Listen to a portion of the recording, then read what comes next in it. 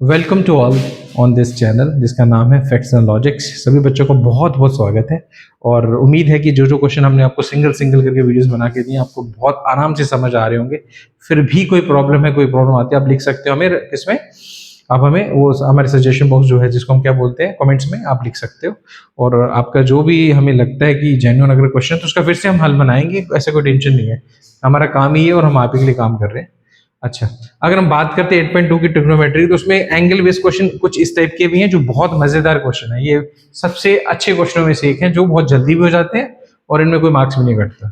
तो क्या खास है इन क्वेश्चंस के अंदर, तो आते हैं 8.2 के क्वेश्चन नंबर 3 पे। ये क्वेश्चन क्या कहता है, अगर हम इस क्वेश्चन की बात करते हैं तो इस क्वेश्चन में लिखा है if tan a plus b is equal to √3 and tan a minus b is equal to 1/√3 तो बताओ a और b की वैल्यू क्या होगी।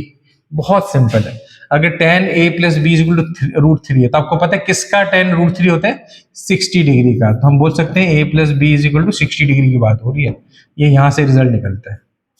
बहुत आसान है, tan किसका √3 होता है तो हमें पता है 60 डिग्री का। इसका मतलब ये जो पूरी वैल्यू 60 डिग्री है।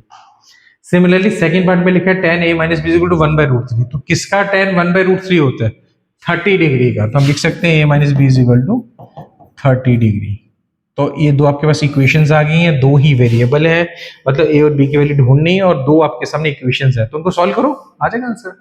सॉल्व कैसे करना है, अपने एलिमिनेशन मेथड से। तो मैंने लिखी है, बड़े आराम से एलिमिनेट हो रही है, b b कैंसिल हो गया, 2a is equal to 90 degree, it means a is equal to 45 degree आपका आंसर आ गया। अगर a मेरे पास 45 है तो उसको मैं यहाँ पुट कर दूंगा तो आ जाएगा a plus 45 is equal to 60 degree, which means a की वैल्यू कितनी आ गई, 15 डिग्री। तो बहुत आसान क्वेश्चन, a की नहीं b की आएगी, तो b की वैल्यू कितनी आ जाएगी, 15 डिग्री। तो a और b दोनों आपके पास बड़े आराम से आ गए। एलिमिनेशन से हमने इनको सॉल्व कर लिया, बट इक्वेशंस पहले बनानी पड़ी।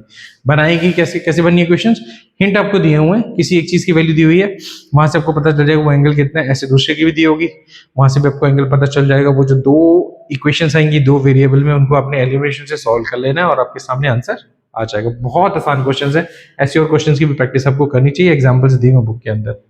तो उम्मीद है ये क्वेश्चन आपको बहुत आसान लगा होगा। इससे आसान क्वेश्चन ट्रिग्नोमेट्री में है भी नहीं है, तो सबसे आसान क्वेश्चन है ये। ठीक है, बस आपको वैल्यूज याद रखनी है। ये हिंट आपको दिया होता है कि वैल्यू ए और बी एक्यूट एंगल से, तो देन देखो एक 45 है एक 15 है, दोनों एक्यूट एंगल है, कोई इशू नहीं है। ठीक है, तो इसी के साथ हम चलेंगे नेक्स्ट पे।